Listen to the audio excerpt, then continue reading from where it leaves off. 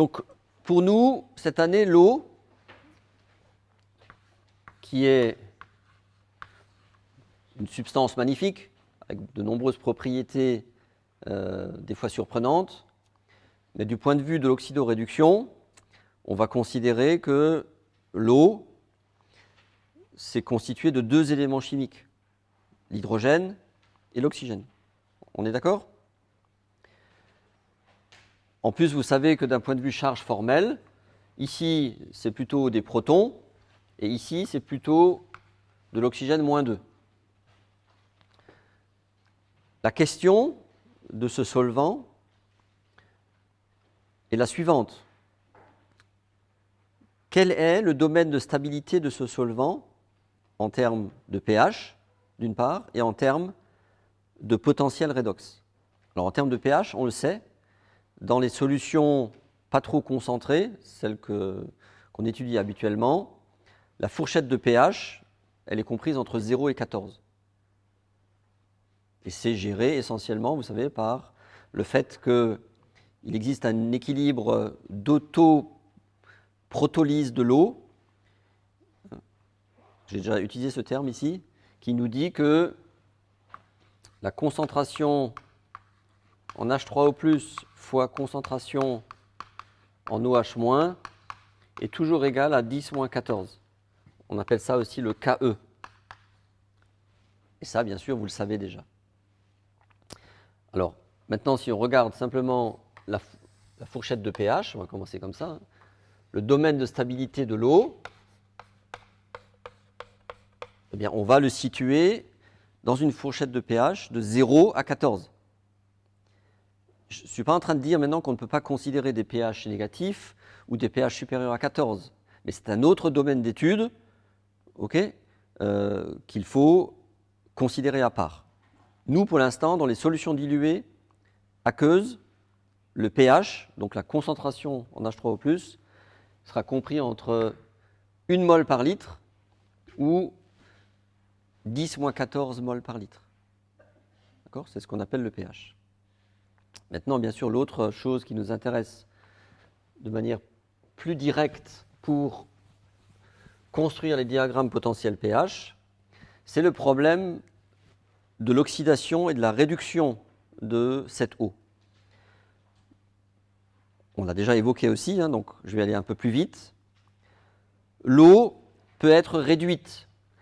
Et si elle peut être réduite, ça veut dire que c'est un élément qui est capable de prendre, d'accord, c'est-à-dire qu'elle va jouer le rôle d'oxydant si elle est réduite.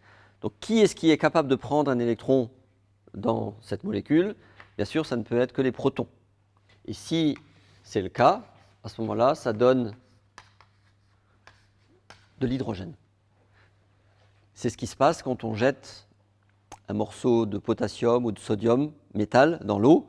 Vous savez, ça bulle, ça s'enflamme et vous brûlez votre eau. Parce qu'en fait, vous détruisez la molécule d'eau, vous fabriquez de l'hydrogène qui lui-même réagit avec l'oxygène de l'air et ça s'enflamme. C'est la raison pour laquelle les pompiers, lorsqu'il y a des feux métalliques, utilisent des extincteurs particuliers. Maintenant, on peut aussi oxyder l'eau. Oxyder l'eau, ça veut dire on va prendre des électrons à l'eau. J'espère que maintenant pour vous c'est évident. Il y a un seul atome qui peut donner des électrons dans l'eau, c'est l'oxygène 2-. On est d'accord ? Donc effectivement, cet oxygène O2- peut donner ces électrons pour donner un autre gaz qui est l'oxygène. D'ailleurs, vous savez qu'on est capable de faire l'électrolyse de l'eau dans une pile correctement constituée en dégageant d'un côté de l'hydrogène, de l'autre côté de l'oxygène. Donc on peut faire ça avec cette molécule d'eau. Maintenant, nous, ce qui nous intéresse de savoir, c'est pourquoi, par exemple, lorsqu'on jette un morceau de sodium ou de potassium dans l'eau, pourquoi l'eau est détruite? Ça veut dire qu'on est là, on est en train d'imposer à l'eau un potentiel qui est en dehors de son domaine de stabilité. Et donc ce domaine de stabilité, il faut le définir. Et comment est-ce qu'on le définit? En construisant ce qu'on appelle le diagramme potentiel pH. Et c'est ce qu'on va faire maintenant. Et vous allez voir que le potentiel de l'eau, aussi bien du côté oxydant que pour la réduction dépend du pH. Et vous allez voir, c'est très facile à démontrer. Il suffit d'écrire correctement la réduction de l'eau ou l'oxydation de l'eau, les équations de Nernst associées, et on va voir tout de suite que effectivement, le potentiel évolue avec le pH, puisque dans l'équilibre vont apparaître des H3O+.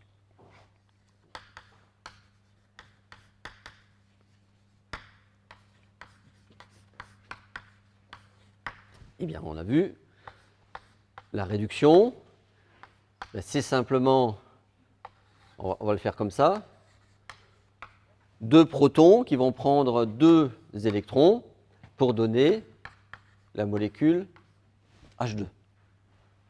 Ça, c'est le processus simplifié.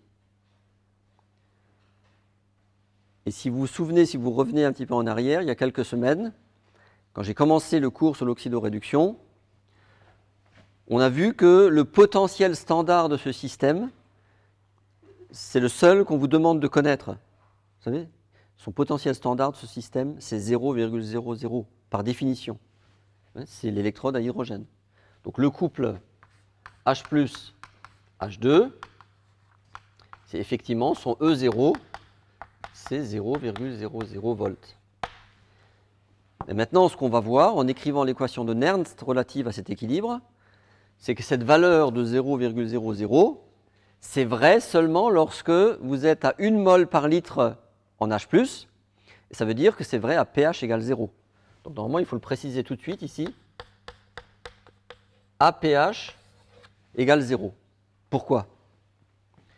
Si on écrit maintenant le potentiel de Nernst, donc avec le potentiel standard, 0,0, ben c'est 0,059 divisé par 2, puisqu'il y a 2 électrons ici, logarithme base 10 de la concentration côté oxydant, H plus au carré, divisé par la pression de H2.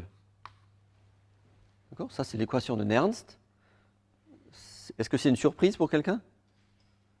Normalement, vous êtes capable d'écrire ça maintenant, déjà. Oui?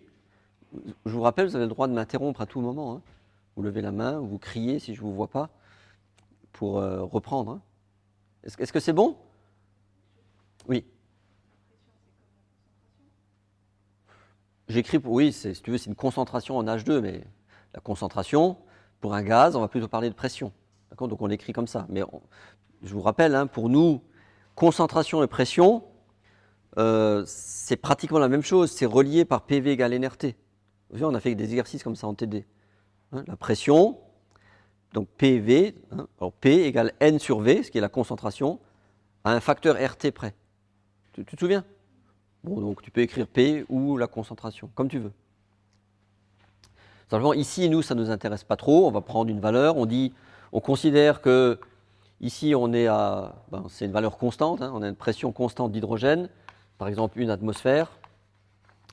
Mais surtout, ce qui m'intéresse de voir, hein, ce qu'on voit, c'est que le potentiel réel de Nernst change avec la concentration en H3O+. Vous êtes d'accord? Parce que l'on voit ici. Donc maintenant, on va carrément transformer ce log concentration en H+ au carré avec le pH. Hein, et ça, vous savez faire. Donc vous voyez bien que ça s'écrit 0,00 moins 0,059 pH. Puisque log concentration en H+ au carré, ben, ça fait 2 log concentration en H+. Donc les deux là s'éliminent ici. Et log de concentration en H+, c'est moins pH par définition. Ça va ça, un vendredi matin à 8h30? Donc, qu'est-ce qu'on constate? C'est qu'effectivement, le potentiel réel du couple H plus H2 évolue avec le pH. Ça veut dire, vous allez voir, on va le tracer après, hein, ça part de 0 et ça diminue tranquillement avec une pente de moins 0,059 pH. Donc ce n'est pas constant, c'est ça qu'il faut comprendre. Donc voilà, donc on a pratiquement fini. Donc maintenant je vais représenter graphiquement La construction d'un diagramme potentiel pH, c'est la représentation graphique, de ces deux systèmes simultanément, donc dans une fourchette de pH allant de 0 à 14, puisque c'est les conditions réelles de l'utilisation de l'eau, pour nous, en biologie, en chimie, en physique.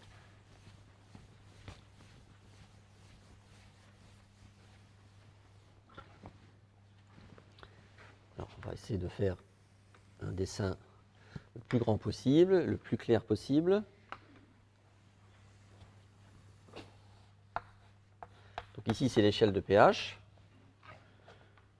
1, 2, 3, 4, 5, 6, 7, 8, 9, 10, 11, 12. Il faudrait que quelqu'un sorte sa calculatrice parce que je vais faire une ou deux applications numériques pour trouver des points. Alors ici, on va prendre 0,5, moins 0,5. Donc ici, c'est le potentiel en volts. Donc ici, on est à peu près à 1. Et donc 1,23, ça va être par là. Donc ici, 1,23, c'est le potentiel standard du couple O2H2O. Et ici, on est à 0,00, bien sûr, c'est le potentiel du couple H plus H2. Donc, vous voyez, on va avoir deux droites ici parallèles qui vont descendre comme ça. Alors, j'aimerais bien que quelqu'un, on va commencer par la droite de réduction de l'eau. Est-ce que vous pouvez me donner la valeur de ce potentiel de réduction de l'eau, par exemple à pH 9 1, 2, 3, 4, 5, 6, 7, 8, 9. Donc ici. Donc on va faire aussi bien pour le côté réducteur que pour le côté oxydant. Donc ici, c'est très simple. Il suffit de faire 0,059 fois 9. Puisqu'on part de 0 et on diminue avec une pente de 0,059. Donc quelqu'un peut faire ça? Ça fait combien? Et ici, j'écris directement la pente.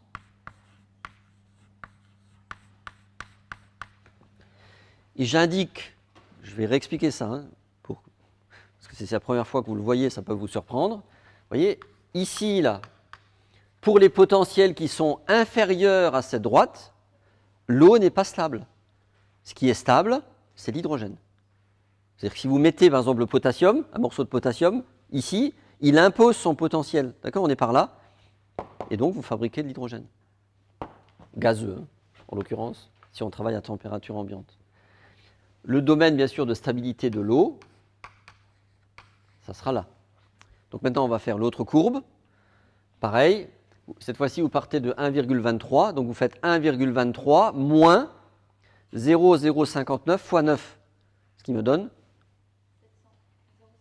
0,7. Alors là, on est à 0,5. 0,7, ça va à peu près par là. Voilà. Donc bon, les deux droites sont parallèles, normalement, si j'ai bien dessiné. Ça fait parallèle depuis chez vous? À peu près? Un parallèle courbe, c'est ça? Mais bon, ça va. Et donc au-dessus, vous voyez, au-dessus de cette courbe, ben là aussi, ce n'est pas l'eau qui est stable, c'est l'oxygène. Ça veut dire que si vous imposez un potentiel ici, vous oxydez l'eau en oxygène. Si vous imposez un potentiel ici, ou si vous mettez une substance dont le potentiel standard est très négatif, eh bien vous transformez l'eau en hydrogène. Donc le domaine de stabilité de l'eau, c'est bien ce domaine que je vais assurer maintenant. À peu près, donc 14, c'est par là. Pour nous, l'eau est thermodynamiquement stable selon des considérations de pH et de potentiel dans ce domaine. Vous voyez, ce que je veux dire, c'est que la stabilité de l'eau, elle n'est pas infinie. L'eau telle qu'on la connaît et qui nous est bien utile, bien, elle existe dans un cadre de pH et dans un cadre de potentiel. Est-ce que vous avez compris le raisonnement? ce diagramme potentiel pH de l'eau, vous devez être capable de le refaire. La première fois, vous mettrez une demi-heure.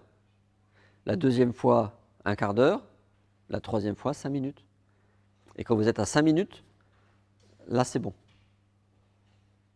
Le potentiel, par exemple, du sodium. Na+, Na, dans la liste là, que vous avez dans votre cours. Il y en a qui ont le cours sous les yeux. Na+, Na, ça doit être un potentiel très négatif. Tu regardes, c'est rangé par ordre alphabétique. Au sodium, N, moins 2,7 à peu près. Donc, alors on va encore tricher, on va mettre ici un truc là. Et moins 2,7. Ça, c'est le couple Na+, Na. Donc, si tu regardes, on considère que lui n'évolue pas en fonction du pH. Toi, tu le places comme ça, comme une ligne droite, là, donc comme une ligne horizontale dans ton diagramme potentiel pH. Et maintenant, tu dis, voilà, je veux savoir qu'est-ce qui se passe à pH 7. 1, 2, 3, 4, 5, 6, 7, donc ici. Et donc, tu vas écrire ce couple-là et ce couple-là sur une échelle de potentiel. Tu vois que ici, eh bien, c'est moins 0,059 fois 7. Vous pouvez me faire le calcul, s'il vous plaît? Comme ça, on parle de choses concrètes. À pH 7,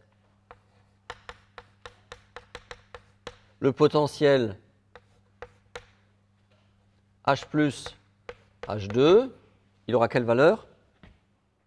Moins donc 413. Et le sodium, lui, c'est une valeur fixe. Na plus Na, moins 2,7.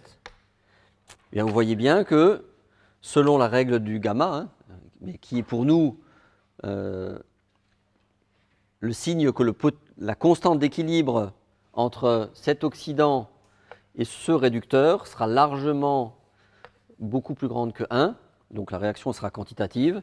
Ça veut dire qu'effectivement le sodium va réduire le proton en hydrogène, puisque le potentiel du réducteur est beaucoup plus faible que le potentiel de l'oxydant. Si on ramène ça sur une seule échelle de potentiel, on est dans la situation que vous connaissez. L'oxydant, donc H+, dans l'eau étant supérieur au réducteur, eh bien la réaction se fait.